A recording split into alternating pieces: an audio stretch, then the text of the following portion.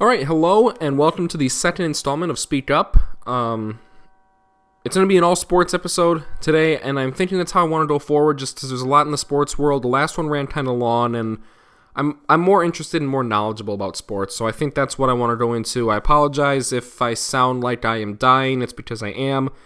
Caught a cold a few days ago, and it is now hitting me to the point where I have the voice of a 50-year-old man that may or may not have a couple of restraining orders on him. That being said, I'm going to do my best here to get through this, and hopefully maybe you'll be amused by the fact that my normally girlish microphone voice sounds like a stalker. That's basically what I sound like right now. So we're going to get into a couple of different things today, and the one I'm really excited to get into is about the Ohio State University's trademark, or their attempt to trademark the word "the." You are listening correctly, and this, if you have read anything, you have read correctly. Ohio State University wants to trademark the word "the," and it is because the official name of Ohio State University is The Ohio State University because of another lawsuit that happened years ago. So a lot of times you'll hear people refer to them as The Ohio State University, and Ohio State is absolutely running with this. At least the merchandise department is. From the research that I've done, which is pretty extensive on this whole topic, because I didn't want to get anything wrong here. One Ohio State fan on a college football forum said that as an Ohio State alum, in his experience, no one actually said The Ohio State University or The Ohio State or anything like that.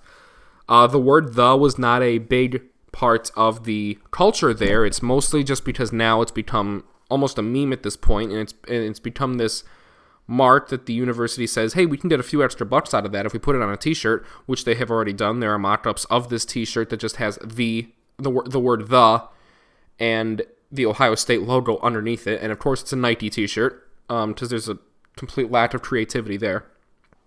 And trust me, as a Michigan fan, you can only buy so many shirts that have different colors and different variations of the phrase "Go Blue." And it's really sucks when you don't have a mascot. At least Ohio State has a mascot they can milk for money. We got nothing. So as a Michigan fan, this story is absolutely hilarious. And even just as a regular person, this story is absolutely hilarious. How much of a lust for money do you have to try and trademark the word "the"? On August 8th, Ohio State sent the application in. And what's really funny is that the tweet that I'm looking at here by Josh Durbin, he mentions the fact that the Miami University Hurricanes, Miami University, calls themselves the U, and they're known as the U. Their logo is a U. It's very famous. You remember the U in the 80s is like a big, those are the mean guys of college football in the 80s, the U. There's also there's a few different teams that use "the" in their name, or at least "the" in chants and cheers and different things like that. Ohio State University became The Ohio State University in 1878. That's just the name that they gave the school. I don't think they wanted any merchandising rights on that word. So going back to this comment on this forum from this Ohio State alum, he says, quote, "I get so tired of the same unoriginal joke from non-fans I have to hear every time I say I went to Ohio State." And then he puts in parentheses, the quote is, "Don't you mean The Ohio State?" I get so tired of random people just raging about the thing, or "the." I try to say, look, it's just the official name of the school. I try to point out that a majority of alums don't even emphasize it, and it's not a big deal. And he also points out that Penn State, the Nittany Lions, their official name is the Pennsylvania State University, but you don't hear anyone else talking about that. So to Penn State sue Ohio State, I wonder if they could. I mean, it'd be one of the few times that Penn State actually can beat Ohio State in something. So I think that, I think they could sue them. They could probably sue them. Yeah, they can't beat them in anything else. Maybe they can beat them in court. I mean, the thing that Penn State's kicking everybody's ass in for once is the amount of coaches they've had indicted for pedophilia and sexual assault. That's the one thing they're actually winning in at Penn State, which is the absolute disgrace of a program, but that's a different topic for a different day. This guy's clearly just saying, what is Ohio State doing? It's clearly a money grab. It's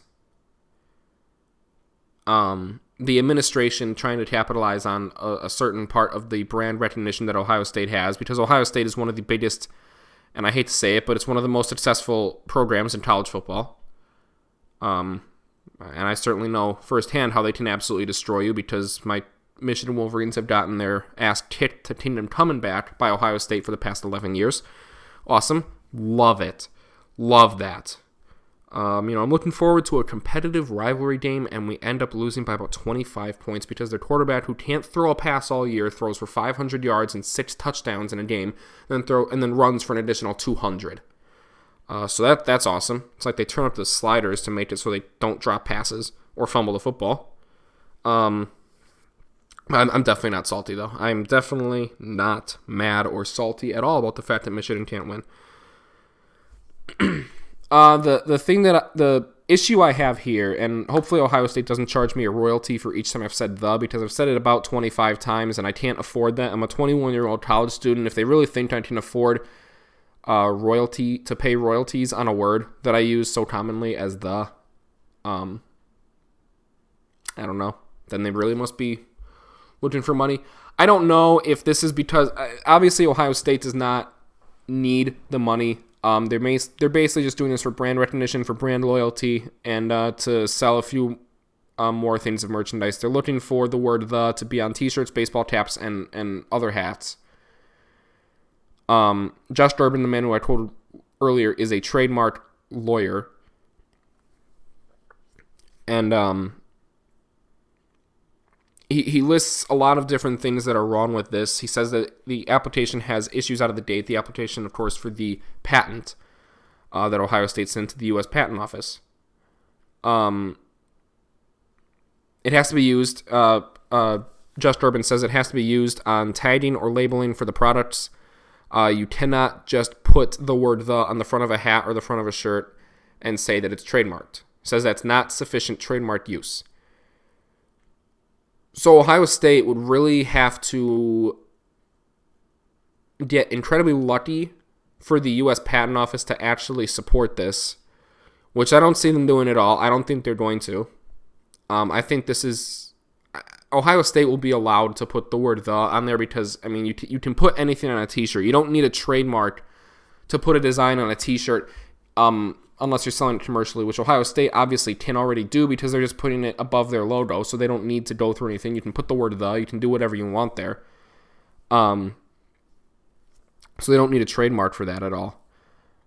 They're mostly trademarking it, though, to protect it so that other schools like Miami University, the U, can't put it on stuff there, and they're going to try and stop those lines that Miami sells. Because Miami sells, and I know a Hurricanes fan, and he has gear that says the U, and he always refers to it as the U. So, I mean, this is just a prime example of capitalism at its finest. I'm not saying this as some communist that's saying, oh, we should get rid of capitalism. I'm saying that this is the glories of it. This is the absolute glories, and like any form of government has glories, this is the glory of the fact that you can be an absolute moron and still have relevance and still be able to have a meeting with the patent office and send an application in. And they don't just laugh you out the door because this hasn't even been denied yet. They're still going over it.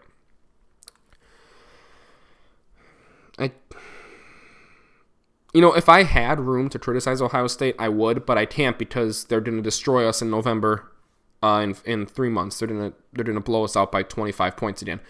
And I know Urban Meyer isn't the coach there, but just you watch. I've been a Michigan fan for 21 years. I know what I'm talking about. Ohio State could go 0-10 or 0-11 before they play us. That one win will come against Michigan. I guarantee it will.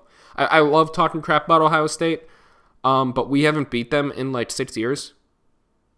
So we'll see. And when I get to my season preview for certain teams, I'll talk about how the boogeyman Ohio State Buckeyes have destroyed us, and I'll talk about how I have PTSD from Brutus the Buckeye dancing on my television stream when OSU puts up 49 points on us.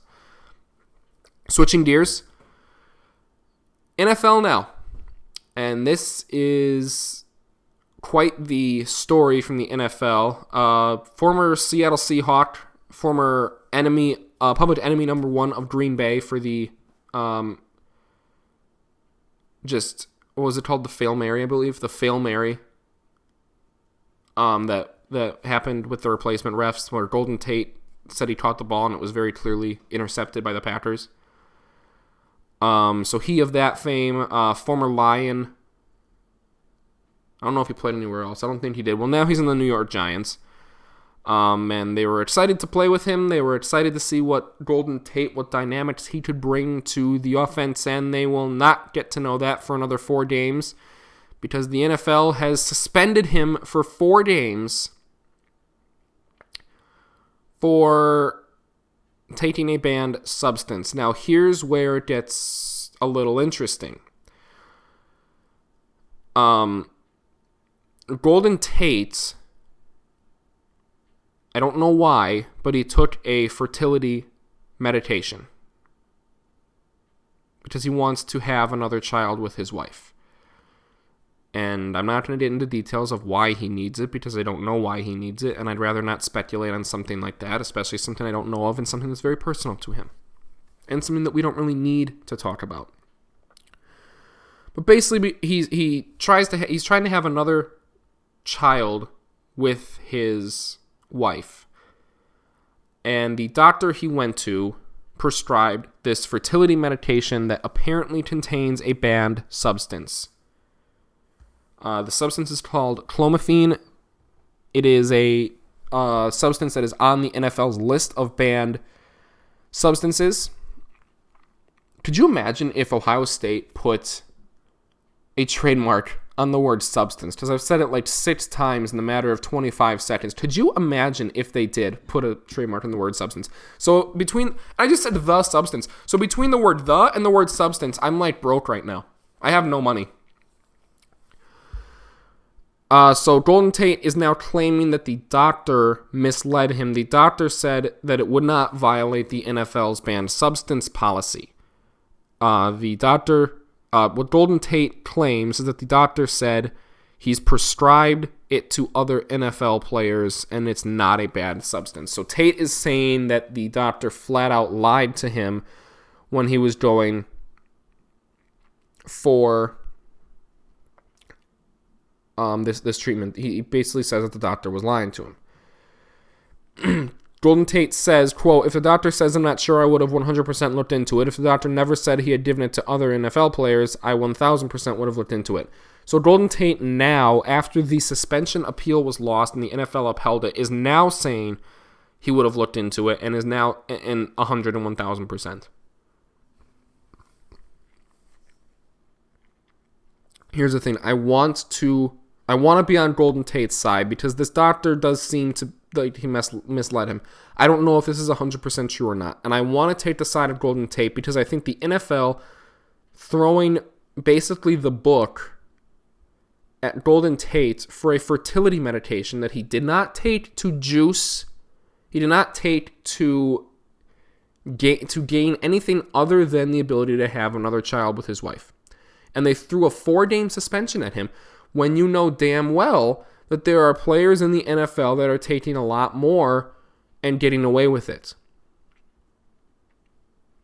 Do you really think these 350-pound linemen that we have in the NFL that are at age 30, do you really think they're playing 60 minutes of professional football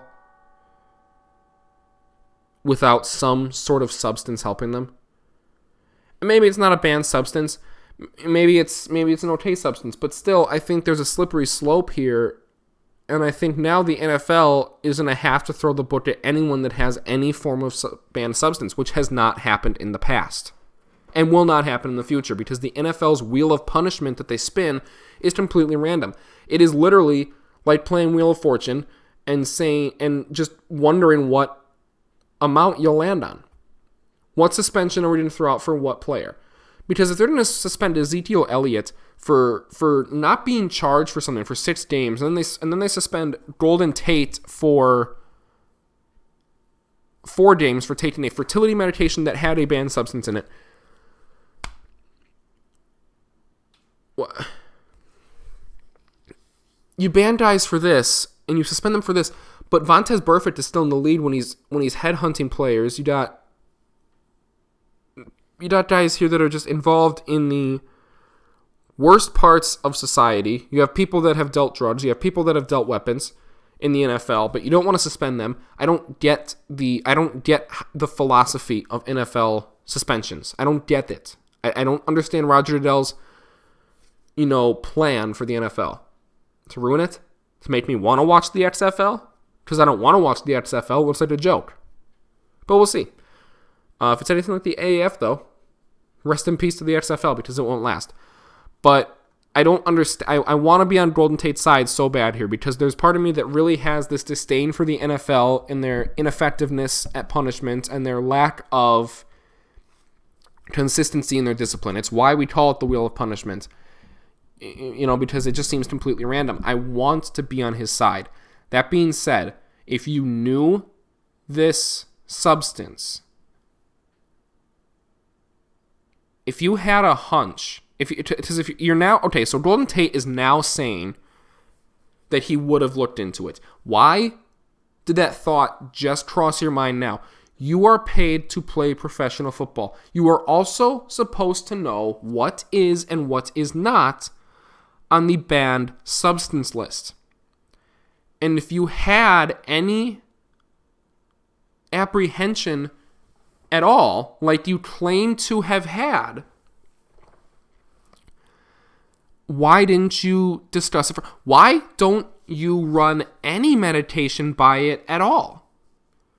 Because if this doctor is bringing up the banned substance policy, and I don't know how that conversation happened, but if he is bringing up that policy, shouldn't that raise red flags immediately? Especially if you didn't ask. If you're saying, I want this for fertility meditation. Oh, by the way, this isn't on the banned policy list. Don't worry. Wouldn't that raise every single red flag? And again, I don't know how that conversation went. I don't know if Tate asked, is this on the policy? But again, even no matter how the conversation went, if the comment from the doctor was provoked by a question that Tate asked or it wasn't provoked, wouldn't you look it up anyway as a responsible football player, knowing full well that this could happen, knowing full well that you've seen people in the NFL, because Tate's been around for a while, knowing full well you've seen players in the NFL be suspended for long periods of time, sometimes deserved, sometimes not. Wouldn't you take the extra step to make sure this is not a banned substance? I don't get why you wouldn't take the extra caution there. And I certainly don't get how you now have this epiphany that, this may not have been right, so now I'm going to say I would have checked into it.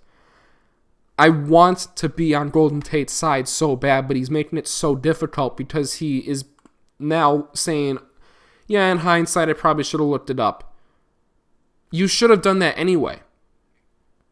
So when I first heard about this, I said, this doctor is, this is a 4-game suspension for a fertility medication. How can the NFL hate babies so much? How can they be so evil? They're a cartoon villain. How can they be so mean to Golden Tate? He just wants to have a nice family. But now I'm saying you are now claiming that you could have looked it up and you chose not to. So now I'm losing sympathy here and now I'm seeing why the NFL suspended you more and more, because now you're claiming, if anything, this digs you into a deeper hole, because now you're claiming you could have looked it up, but you made the choice not to because you trusted what the doctor said. I get that he's a doctor, and I'll admit when my doctor tells me something, I don't look it up because I just trust him, as I have a very fantastic doctor for one. He's a great guy. And also I'm just going to take what he says because he looks like he knows what he's talking about. He wears a tie. How many doctors wear a tie? How many doctors wear a tie? Is it a lot or is it few? Because I don't know.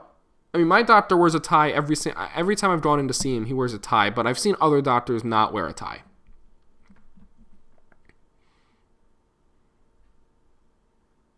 I don't know. But going back to Golden Tate here, in the profession that you are in, knowing that there is a list of banned substances, I don't have to worry about banned substances. I don't play any sports where there is a banned substance list. So in the NFL, where you know there is a list of banned substances, why would you not take the 3 minutes to look in the handbook and say, oh, yeah, I can't take this. Why wouldn't you do that? It takes 3 minutes. I mean, I don't get why you wouldn't look it up anyway. You're basing what you would have done on what this doctor said. And I know you're supposed to trust your doctor, and I know that if this doctor did in fact mislead him, that's on the doctor, not on Tate, and I will completely reverse my statement on it. But with the evidence we have right now, and with what we have right now, I don't know if I can really believe Golden Tate's side of the story. I don't really take a side in any story. I say this is ultimately what happened. Golden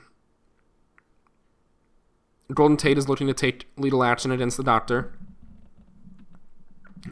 Tate can play in the preseason. He can play in camp. He just cannot play the first 4 regular season games, so he will be available the week after their Week 4 game against the Washington Redskins, who are in their division, which could be an important game. Even though it's that early in the season, you always want to beat your divisional rivals because that determines playoffs pretty heavily. So he's going to miss the first 4 games of the season. Now, I don't think the Giants are even in that picture. I know a lot of people are high on the Giants. They say 10-6. The team sucks. I don't know what you want from them. They're terrible.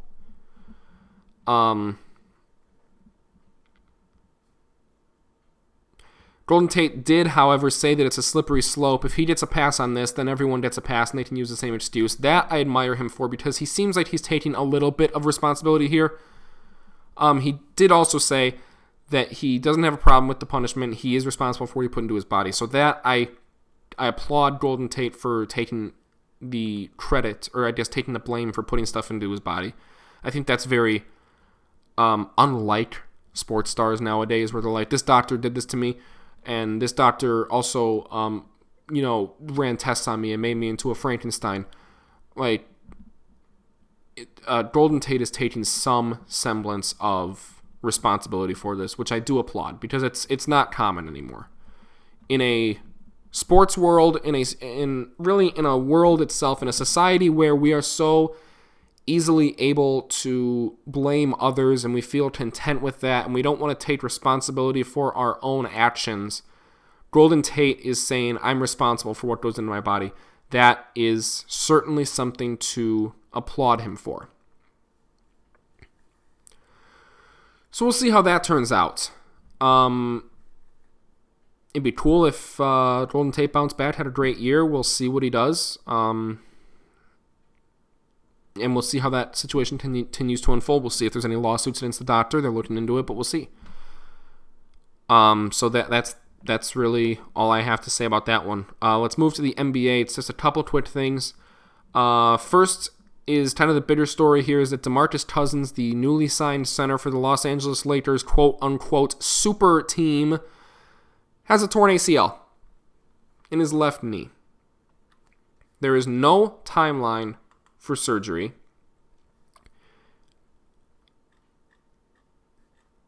But it is confirmed he has a torn ACL, and he had a visit with team doctors and team physicians yesterday in Los Angeles.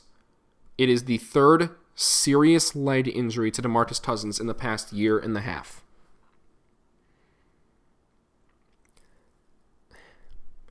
I don't want to say this because I feel absolutely awful for Demarcus Cousins. Even though Demarcus Cousins is an absolute cancer of a personality, he is a overgrown baby who throws hissy fits on and off the court, who questions reporters when they even talk about his family, that is in the public eye because his brother plays basketball for a professional team, not in the NBA, but a different professional team, and he got mad because the reporter was talking about him. Did not violate ethics. The brother is a public figure. He argues with coaches all the time. He throws things. He has a temper tantrum that my 3-year-old cousin can control better than him. But I feel terrible for the cards that he's been dealt in the past year and a half. He no longer really has a career, in my mind, because he was with the Sacramento Kings for so long. And then he went to the New Orleans Pelicans. And then that didn't work out. So then he's with the Golden State Warriors, and he signs for far less than he's worth. And now he's with the Los Angeles Lakers. Oh, and by the way, he's had 3 serious leg injuries in the past year and a half, like I said. It is basketball at the professional level. You do not rebound from that as well as you should. Ask Jabari Parker, who had 2 ACL tears. And he is nowhere near the player that he used to be. Where is he now in Chicago, making less than he should? Or making less than he would have, had he not had those injuries. Cousins is a 4-time All-Star. He had a left Achilles tear in January 2018 and a quadriceps tear in April of 2018. He's 29 years old. He is approaching 30, and we all know when you're on the wrong side of 30, that's when you don't heal as well. That's when you stop your progression as a player and you kind of decline. And I don't know exactly how this is. I think a lot of it depends on how the surgery goes. He played 30 regular season games last year, and then he got an injury in a first-round playoff series. Then he played in the finals. I think this is the end of Demarcus Cousins as a force in the NBA, because when he was in Sacramento, no one wanted to play against him because he was so good. He was one of the best scoring big men we had seen in a long time. He can shoot threes. He can rebound. He plays fairly decent defense, although admittedly he does give up on a lot of possessions when he just doesn't feel like playing defense. But when he actually tries, he's very good. He's a very high-level elite player.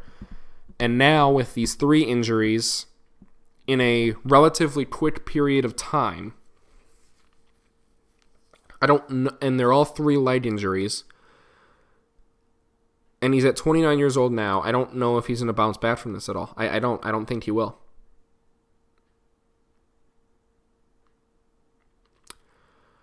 I feel bad for the guy. I do, because I think that he is a lost talent. I think he could have done a lot of... I think he could have done a lot more in the NBA had he not had these injuries. And unfortunately, he will likely not get the chance to because these injuries are so bad. So I feel very bad for him. We'll see how the surgery goes. We'll revisit the topic later. We just have to see when the surgery happens and how it goes. His availability for the season is in question because there's no date for the surgery yet. How does this affect the Lakers? Honestly, Demarcus Cousins wasn't what he used to be anyway, so it's not going to be as bad as people are thinking it to be. I think a lot of people want this to hurt the Lakers because they want to see the Lakers fail. This won't ruin the Lakers' season at all, so don't get that in your head. This is a setback that will be fixed because Anthony Davis will play center and JaVale McGee will play power forward. Or what you will more likely have is JaVale McGee playing more minutes as a backup, and he would play more power forward, or he would play more center. So we'll see how it goes. But this doesn't kill the Lakers or anything. I think a lot of people wanting it to are missing the whole point of this injury, is that this man's career is probably at an end. And they're more interested in seeing the Lakers fail than seeing Demarcus Cousins be okay. I love to laugh at super teams as much as the next guy when they fail, but this is a lost talent. It's a lost career. And I feel very bad for Demarcus Cousins. I do. I think he's a great player. And then very quickly, one last thing for today. The Brooklyn Nets, the basement dweller turned 2021 NBA Finals favorite. Because of them signing Kyrie Irving and Kevin Durant, they have been sold. Mikhail Prokhorov did sell them. They are the 6th most valuable franchise in the NBA, and he did sell them. So now the remaining ownership falls to Joe Tsai, who is now the owner of Barclays Center and the Brooklyn Nets. Not a really big deal at all. Prokhorov was looking to sell the team. He was excited when he first bought the team. Team sucked for a while. They went through the rebrand. They went through everything, and they were not good. Now they could be good, but Prokhorov has been talking about selling the team for a while. Not surprised. We'll see what type of an owner Joe Tsai is. The Nets seem to be headed in the right direction. So hopefully he is not an owner that will hinder their progress they've made, because I do have a friend that's a Nets fan, and he is just so depressed every year a basketball season happens because the Nets sucked so much. Now they should be decent. In about a year, they should be fine because they won't have Kevin Durant this year. They'll have Kyrie Irving, so maybe they can make the playoffs. We'll see. But they will not have Kevin Durant until next year. So we'll see what Kyrie Irving can do. I don't expect it to be a lot, but you never know. So basically that's it. $1.35 billion for the remaining share in the Brooklyn Nets. So Joe Tsai is now the full majority owner of the Brooklyn Nets. We'll see what they go from. We'll see where they go from here. They're in a great position to compete, and we'll see what they do. Thank you so much, everyone, for listening to the second installment. Please feel free to leave any feedback that you have for me at all. I really appreciate you guys sticking with it with me and supporting me in the ways that you do. I really do appreciate it. I will see you guys in the next installment of this, and thank you again so much for listening, and take care. Have a wonderful day.